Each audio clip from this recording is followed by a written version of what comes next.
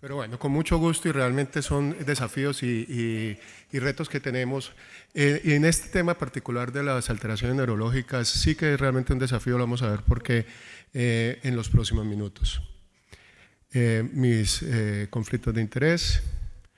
Comencemos diciendo que las quejas a nivel cognitivo de los pacientes con VIH son muchas, pero se dividen básicamente en dos grupos, las que están asociadas a VIH y las que no. Y las que no pueden ser delirios agudos, bien sea por alteraciones metabólicas, por procesos infecciosos.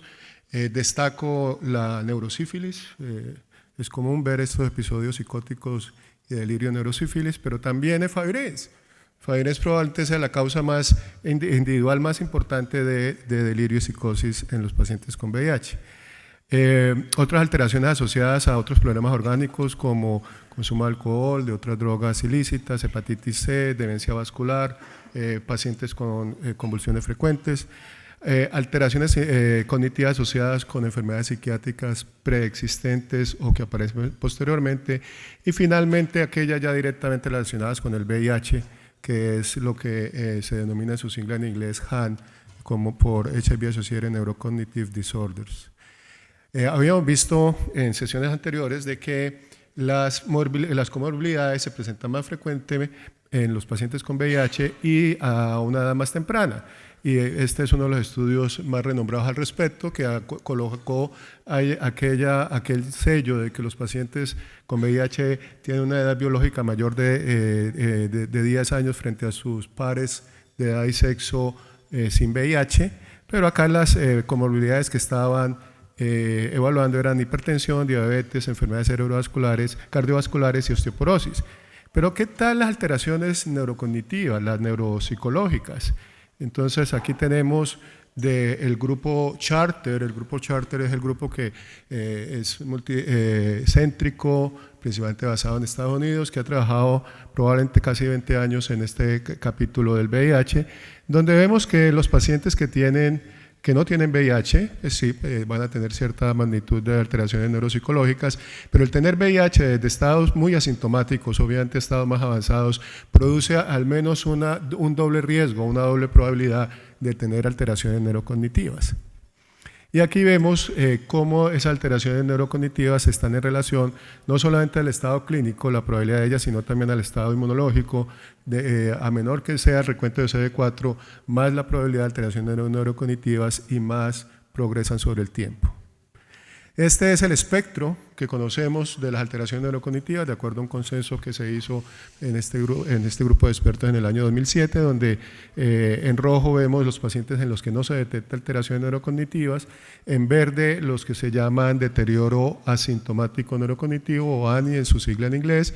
en azul las que se llaman leves, alteraciones neurocognitivas leves a moderadas, y ya en lila, en púrpura está la demencia asociada a VIH.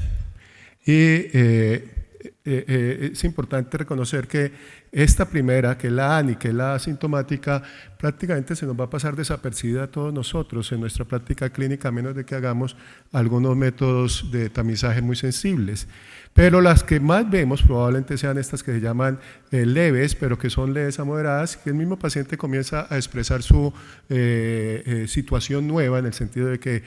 ha perdido coordinación, ha perdido habilidades de memoria, de concentración, etcétera, etcétera. Y para nosotros ya comienza a ser evidente porque ya está sintomático. Y obviamente no queremos encontrarnos los pacientes en estados ya demenciales. Esta es la distribución de estas alteraciones neurocognitivas de acuerdo a la era pre-HAR y a la era post-HAR. Aquí vemos dos estudios donde el primero, el de Grant, es más que todo evaluación de pacientes antes de terapia antirretroviral, y el Charter es más hacia pacientes con terapia antirretroviral efectiva ya siendo utilizada. Y lo llamativo, al igual que en estas tortas, es que la prevalencia en general de las alteraciones neurocognitivas no cambia con el uso de terapia antirretroviral. Va a ser lo mismo, 50-55% de las personas que viven con VIH van a tener algún grado de alteraciones neurocognitivas, pero lo que cambia es la distribución de las mismas. Y ambas tortas coinciden en que el recibir terapia antirretroviral disminuye significativamente la demencia asociada al VIH, pero aumenta este grupo intermedio que es que probablemente el que estamos dejando pasar más desapercibido. Es un problema que efectivamente se asocia a la edad y aquí lo vemos como en mayores de 50 la probabilidad de tener estas alteraciones es mucho mayor que cualquier otro grupo de edad y aquí vemos esta descripción en los mayores de 60 donde no solamente hay más prevalencia de alteraciones neurocognitivas sino que su distribución tiende a ser más sintomática hacia MND, o sea, alteraciones leves a moderadas o a demencia asociada a VIH que puede llegar hasta en un 5% en pacientes recibiendo tratamiento adherentes e indetectables. Entonces tenemos que finalmente los factores de riesgo para tener problemas neurocognitivos, neuropsicológicos en VIH van de la mano en efecto de la edad, de ser mujer, de tener una enfermedad por VIH más avanzada al diagnóstico, pero también el tiempo que se lleva viviendo con el VIH,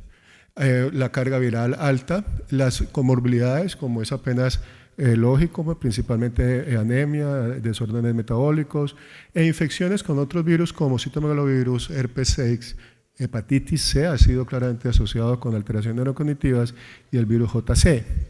El uso de drogas recreativas, también alcohol en exceso,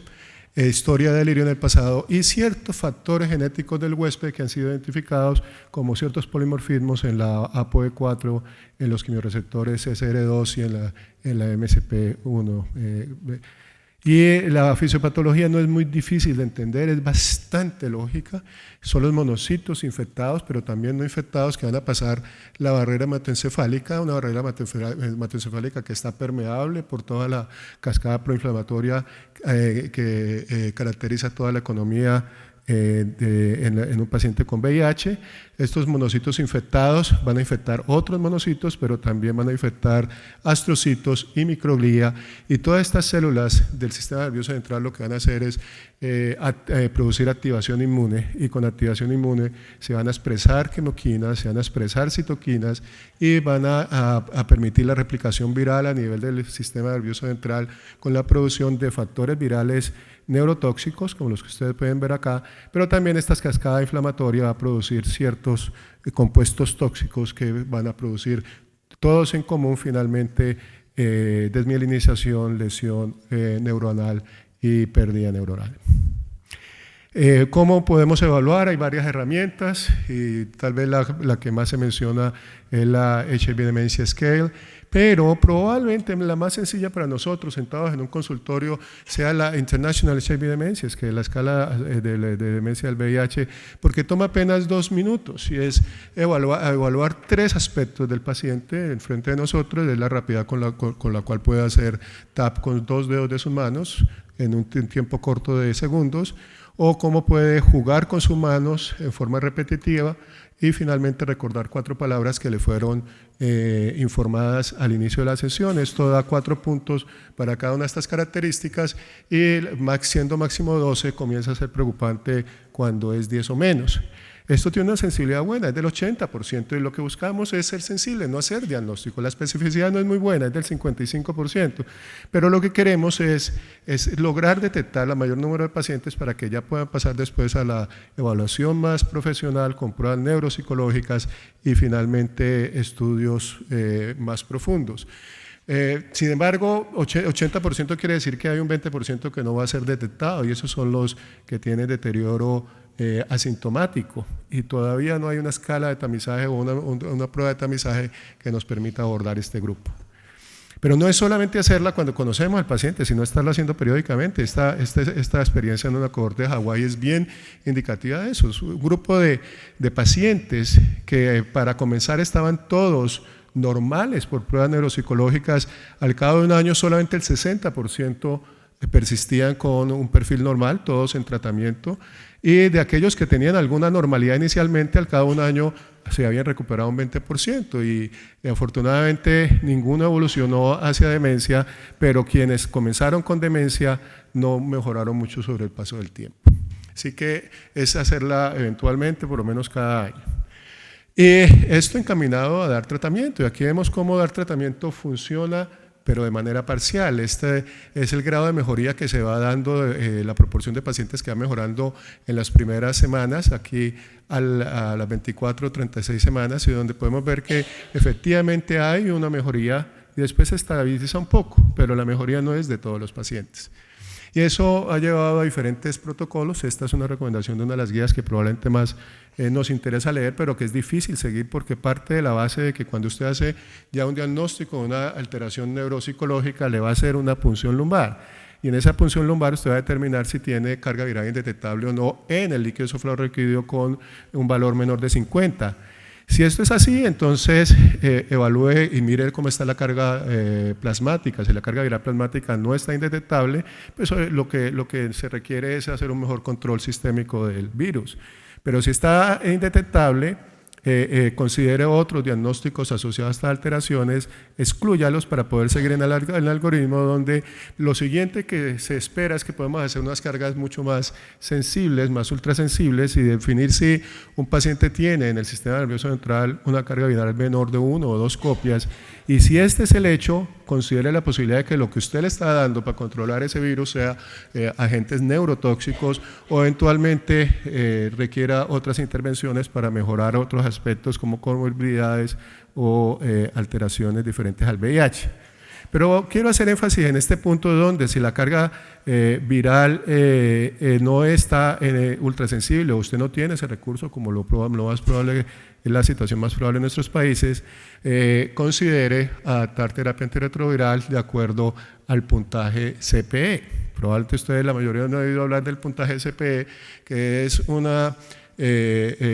recomendación que viene de evidencia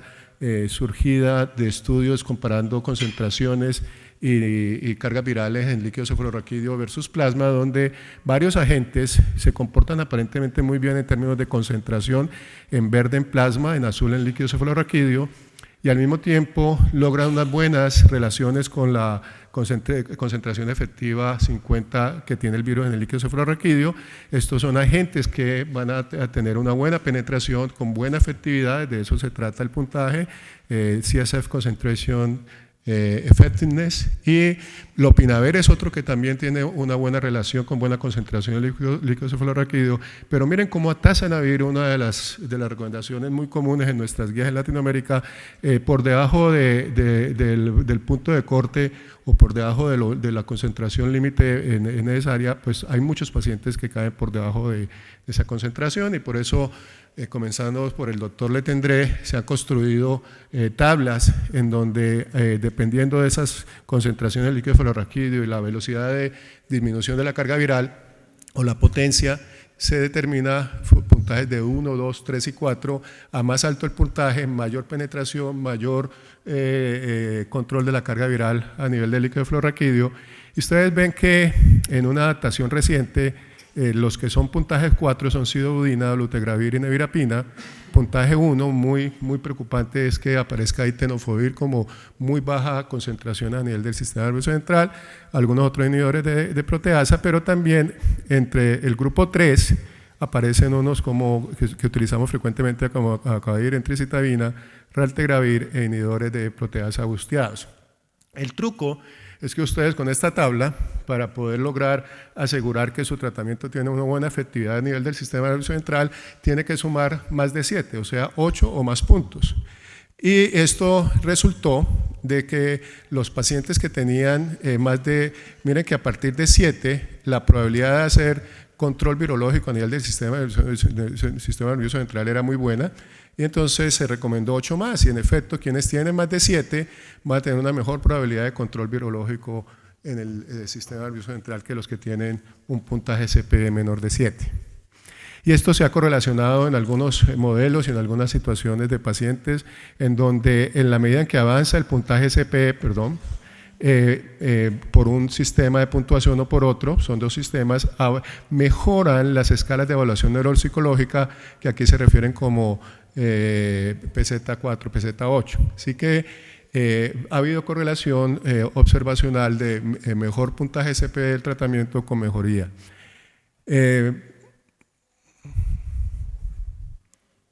Y no solamente con esas mejorías de las pruebas psicológicas, sino que de una manera más clínica, en esta observación se encontró que pacientes que tenían CPE menor de 4 tenían más asociación de enfermedades como encefalopatía, PML, toxoplasmosis o criptococosis y mayor probabilidad de muerte. La mayor probabilidad de muerte fue estadísticamente significativa, la probabilidad de enfermedades del sistema nervioso no lo fue. Pero la verdad vino después de todos estos estudios observacionales con grupos de pacientes no muy grandes, con el charter, de nuevo el grupo grande que viene investigando esta área como un oficio desde hace muchos años. En el año 2010 nos publicaron que independiente de que ustedes tengan carga viral detectable, que tengan pacientes en terapias antirretrovirales efectivas, los pacientes siguen teniendo una prevalencia de neuropatía, de alteraciones neurocognitivas importante, y esto fue 33% de alteraciones asintomáticas, 12% de leves a moderadas y 2% de demencia. Y esto fue con una población de 1.555 pacientes estudiados prospectivamente de una manera activa con estudios neuropsicológicos, inclusive imagen. Así que esa emoción y como entusiasmo que generó el poder determinar de una manera numérica qué medicamentos podían ser mejor que otros comenzó a desvanecerse, más aún cuando surge este otro estudio de hace un par de años en donde los autores de la colaboración HIV Causal encontraron que los agentes que tenían puntajes de 8 más en el CPE eran los que estaban más asociados a demencia, al desarrollo de demencia, algo totalmente contradictorio. Y estos fueron los resultados, estos son los diferentes puntajes y distribución de tratamientos que se dio. Y aquí vemos que en la medida en que aumentaba el puntaje CPE, aumentaba la probabilidad de demencia. Dios mío, ¿qué vamos a hacer? Y resulta que cuando miramos los agentes que estaban recibiendo estos pacientes, ustedes pueden ver efavirenz, delfinavir, lopinavir, efavirenz, lopinavir, etcétera, etcétera, etcétera. ¿Qué tienen de común estos agentes? Que probablemente sean o bien ya de la vieja ola o bien neurotóxicos. Y entonces dentro de la escala del Letendre, pues también hay que tener en cuenta que hay varios de los agentes, y ustedes seguramente ya lo habían percibido, que aunque tienen buen puntaje, son neurotóxicos, entre ellos sidodudina, nevirapina, controlan bien la carga viral, pero a costa de hacer un daño neuronal. Inclusive se estima hoy por hoy que Abacair también tiene algún problema de neurotoxicidad y, como mencioné, nevirapina también, efavirenz, pues nadie duda al respecto. Entonces es un balance entre tener agentes con buena actividad a nivel del sistema nervioso central, pero también seguros. Y entonces viene la pregunta, ¿y qué de los nuevos agentes? Y uno de los primeros que se evalúa es Maraviroc, porque dentro de los estudios de Letendre encuentra que las concentraciones a nivel del sistema nervioso central son muy buenas, y una observación preliminar con 9 pacientes versus un control de 8 encontró que la mejoría en el desempeño de estos test neuropsicológicos era muy favorable. Comenzamos a encontrar salida a ese conundrum. Pero ya se hizo el estudio más grande, publicado el año pasado, con el mismo concepto, un grupo que recibía tenofovir y otro que recibía Maraviroc, y se encontró que si bien había una mejoría de todos los pacientes en las escalas de deterioro neurocognitivo, no había ninguna diferencia en el uso de Maraviroc. Entonces, la pregunta es, ¿qué hacemos con ese paciente que pueda estar recibiendo darunavir, etravirina, tenofovir o cualquier otro esquema y comienza a tener alteraciones neurocognitivas, que como hemos visto eso pasa? Ya esta alternativa de Maraviroc parece ser que no es una opción. Miremos los inhibidores de integrasa. Aquí tenemos el caso de raltegravir, donde en efecto hay unas buenas concentraciones en plasma y también en líquido fluorraquídeo, aunque hay unas por acá en este experimento que estuvieron muy cerca del nivel de indetectabilidad a nivel del sistema nervioso central. Pero en última, las concentraciones de raltegravir en el líquido fluorraquídeo se mantienen sobre el tiempo por encima de la concentración efectiva 50 del virus, y la disminución de la carga viral es paralela a la del plasma, aunque en menor intensidad. Entonces luce como un buen candidato para manejo de estas alteraciones a nivel del sistema central. Aunque no ha habido estudios clínicos con raltegravir, existe esta experiencia donde, mirando el problema que causa las alteraciones neurocognitivas, que es la inflamación, se encontró que entre esquemas que tenían raltegravir o no tenían raltegravir, no había ninguna diferencia en la inmunoactivación, ni en sangre, ni en el líquido cefalorraquídeo,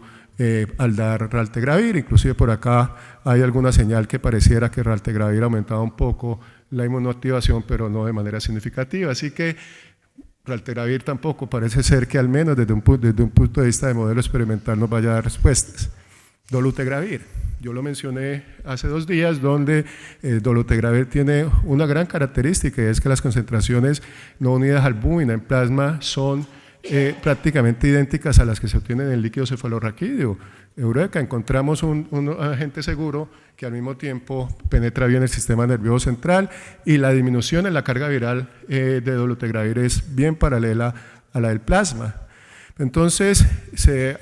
hizo este experimento con pocos pacientes, 32 y 30, en los que adicional a una terapia básica combinada se adicionó maraviroc y dolutegravir, y de nuevo hubo una mejoría de los índices de evaluación neuropsicológica, pero no hubo ninguna diferencia, como ustedes lo pueden ver acá, de la adición del componente maraviroc o dolutegravir. Probablemente sea un efecto del N. Ustedes pueden ver que tiende a haber una tendencia, pero con el N que se hizo no se detectó esa tendencia, y por eso es que ya se está en este momento adelantando un estudio mucho más grande que se llama INMIND, en donde este concepto de intensificar con maraviroc y dolutegravir se está llevando con 200 y pico de pacientes, y se espera que para finales del año entrante ya esté completado el estudio. Y la cosa se vuelve más frustrante, para llamarlo de alguna manera, cuando dentro de una estrategia que ya nadie hace, en el año 2010 un grupo decidió suspender 167 pacientes la terapia antirretroviral y ver qué pasaba en el desempeño neurocognitivo, y encontraron que por la suspensión, la interrupción de esta terapia, hubo una mejoría progresiva y significativa de los puntajes de evaluación neuropsicológica, como diciendo el mismo tratamiento era la causa del problema. El tema de nuevo es que estos pacientes, y ustedes ya lo pueden suponer, por el año de la publicación eran terapias basadas en análogos de nucleócidos o no análogos de nucleócidos, donde sabemos que hay varios que son neurotóxicos. Entonces, en conclusión, nuestras recomendaciones de los estándares no permiten generar una conclusión donde decimos que en el tema de alteración neurocognitiva asociada a VIH el tema está abierto, no hay evidencia suficiente, que probablemente puede hacer que haya alguna ventaja todavía sin prueba suficiente de utilizar inhibidores de integrasa, maraviroc, darunavir, ritonavir o academia. Sin embargo, todo esto está por probarse. Quería terminar sin tantas malas noticias, y esto fue publicado en el CROI,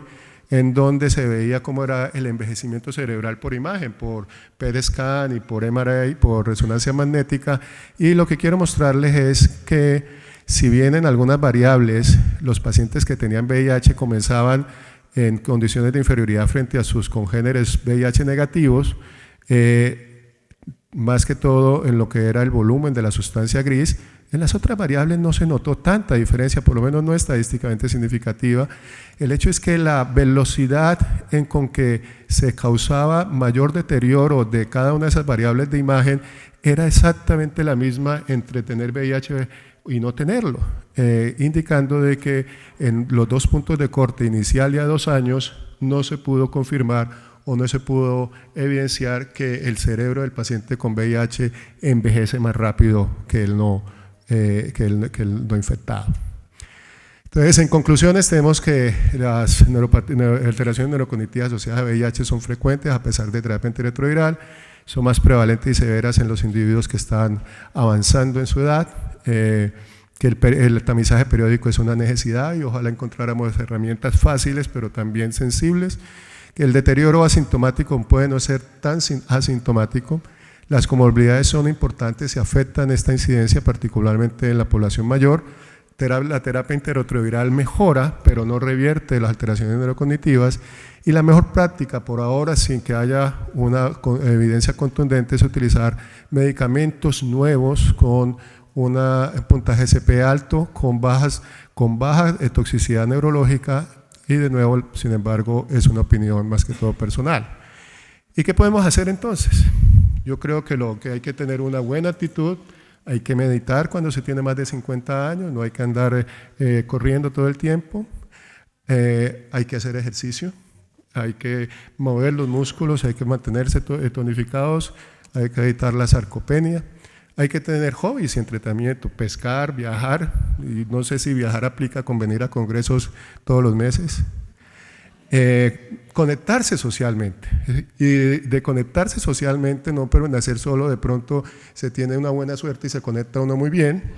y obtiene el premio por esa conexión. De hecho, la vida sexual es una de las garantías de tener un mejor desempeño neurocognitivo con el paso de los años. Eso sí, hay que evitar consumo excesivo de alcohol y también el cigarrillo,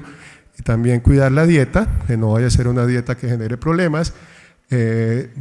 Mantener cierto contexto espiritual dentro de su vida, creyente o devoto, no es esa, sino un entorno espiritual. O si no, seguir teniendo un perfil profesional sin estrés, productivo y sintiéndose útil para la sociedad, para que de esa manera pues, los mayores de 50 nos podamos sentir definitivamente como queremos. Muchas gracias.